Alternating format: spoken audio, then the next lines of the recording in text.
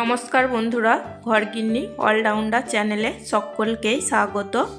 আজকে আমি ডিমের একটা রেসিপি বানাবো। আর এই ডিমের রেসিপিটা শীতের দুপুরে গরম ভাতের সাথে খেতে দারুণ লাগে। চলো তাহলে দেখে নেওয়া যাক আমি কিভাবে এই ডিমের রেসিপিটা বানিয়ে থাকি। দেখো, আমি 4টে ডিম সেদ্ধ করে নিয়েছি। এখন আমি ডিমের খোসা খুব ভালো করে ছাড়িয়ে নেব। ডিম সেদ্ধ করতে তোমরা প্রত্যেককেই জানো, এটা নতুন কিছু না। প্লিজ বন্ধুরা, ভিডিওটিকে স্কিপ না করে শুরু থেকে শেষ পর্যন্ত দেখার জন্য অনুরোধ রইল। ডিমগুলোকে আমার ছাড়িয়ে নেওয়া হয়ে গেছে। এখন আমি কিছুটা ডাঁটি সমেত ধনেপাতা, অল্প একটু রসুন এবং অল্প একটু আদা ও 4টে কাঁচা লঙ্কা এবং একটা টমেটোকে মিক্সিতে আমি ভালো করে বেটে নেব। ধনেপাতা, আদা, কাঁচা লঙ্কা, রসুন এবং টমেটোর পেস্ট তৈরি করে নিয়েছি। এখানে আমি 2টো ছোট সাইজের পেঁয়াজকে কুচো কুচো করে কেটে নিয়েছি। ধনেপাতার যে পেস্টটা আমি তৈরি করেছিলাম সেটা বাটির মধ্যে ঢেলে নিয়েছি। ওভেনে আমি কড়াই বসিয়ে দিয়েছি। কড়াইতে দিয়েছি কিছুটা পরিমাণ সর্ষের তেল।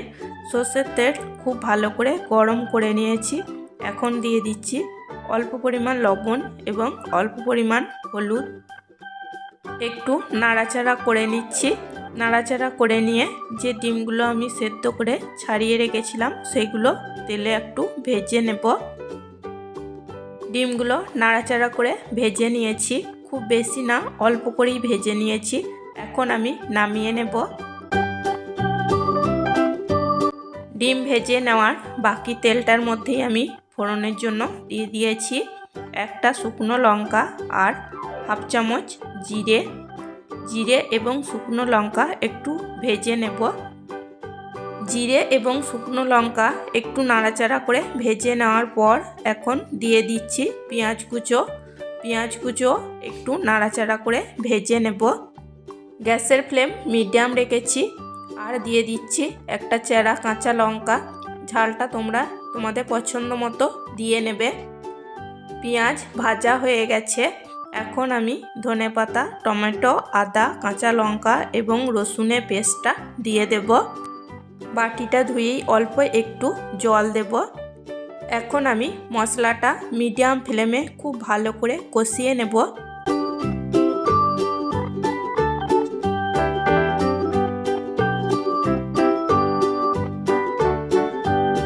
কিছুক্ষণ কষিয়ে নেওয়ার পর এখন দিয়ে দিচ্ছি হাফ চামচ ধনে গুঁড়ো, হাফ চামচ জিরে গুঁড়ো আর হাফ চামচ হলুদের গুঁড়ো। আবারও আমি কিছুক্ষণ ভালো করে কষিয়ে নেব। এইভাবে ধনেপাতা দিয়ে ডিমের এই রেসিপিটা খেতে খুবই ভালো লাগে। আর সারা বছরই ধনেপাতা পাওয়া যায়, কিন্তু এই শীতের সময় ধনেপাতাটা খেতে বেশি ভালো লাগে। তাই শীত শেষ হয়ে যাওয়ার আগে একবার ধনেপাতা দিয়ে ডিমের এই রেসিপিটা বানিয়ে নেবে, দেখবে খেতে খুবই ভালো লাগবে। দেখো, খুব ভালো করে আমি কষিয়ে নিয়েছি, তেল ছাড়তে শুরু করেছে। এখন আমি 2 চামচ ফেটানো টক দই দিয়ে দিচ্ছি।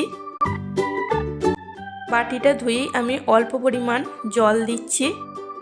এবার আমি একদম লো ফ্লেমে টক দইটা খুব ভালো করে মিশিয়ে নেব। টক দই আমি খুব ভালো করে মিশিয়ে নিয়েছি। টক দই মিশিয়ে নেওয়ার পর আমি অল্প কিছুক্ষণ মিডিয়াম টু লো ফ্লেমে রান্নাটা করে নিয়েছি। এখন আমি দিয়ে দিচ্ছি গ্রেভির জন্য প্রয়োজন মতো জল দিয়ে নাড়াচাড়া করে নিয়েছি। এখন দিয়ে দিচ্ছি টেস্ট অনুযায়ী লবণ আর হাফ চা চামচ চিনি। এখন আমি ঝোল ভালো মতো ফোটা অবধি অপেক্ষা করব। গ্যাসের ফ্লেম এখন হাইতে দিয়েছি। দেখো, খুব ভালো মতো ফুটে গেছে। একটু নাড়াচাড়া করে নিচ্ছি। এখন আমি দিয়ে দেব সেদ্ধ করে ভেজে রাখা ডিমগুলোকে। ডিমগুলো দিয়ে নাড়াচাড়া করে আমি ঢাকা দিয়ে মিডিয়াম ফ্লেমে অল্প কিছুক্ষণ রান্না করে নেব। 3 থেকে 4 মিনিট মতো আমি ঢাকা দিয়ে রান্না করে নিয়েছি। এখন আমি ঢাকা সরিয়ে নিয়েছি। একটু নাড়াচাড়া করে নিয়ে দিয়ে দিচ্ছি হাফ চা চামচ গরম মশলা। গরম মশলাও দিয়ে ভালো করে ডিমের সাথে মিশিয়ে নেব। গরম মশলা ডিমের সাথে খুব ভালো করে নাড়াচাড়া করে মিশিয়ে নিয়েছি। এখন আমি গ্যাসের ফ্লেম অফ করে 5 মিনিটের জন্য ঢাকা দিয়ে রেখে দেব। 5 মিনিট ঢাকা দিয়ে রেখে দেওয়ার পর এখন আমি ঢাকা সরিয়ে নেব এবং পরিবেশন করে নেব। গরম ধোয়া ওঠা ভাতের সঙ্গে এই ডিমের রেসিপিটা খেতে দারুণ লাগে। আমার রেসিপি যদি তোমাদের ভালো লেগে থাকে তাহলে একটা লাইক করে দিও, কমেন্ট করো, সাবস্ক্রাইব করো আর প্রচুর প্রচুর শেয়ার করে আমার পাশে থেকো। আজকের মতো এই পর্যন্তই। আবার আসবো অন্য কোনো নতুন রেসিপি নিয়ে। সবাই সুস্থ থাকবে, ভালো থাকবে। চলো টাটা, বাই।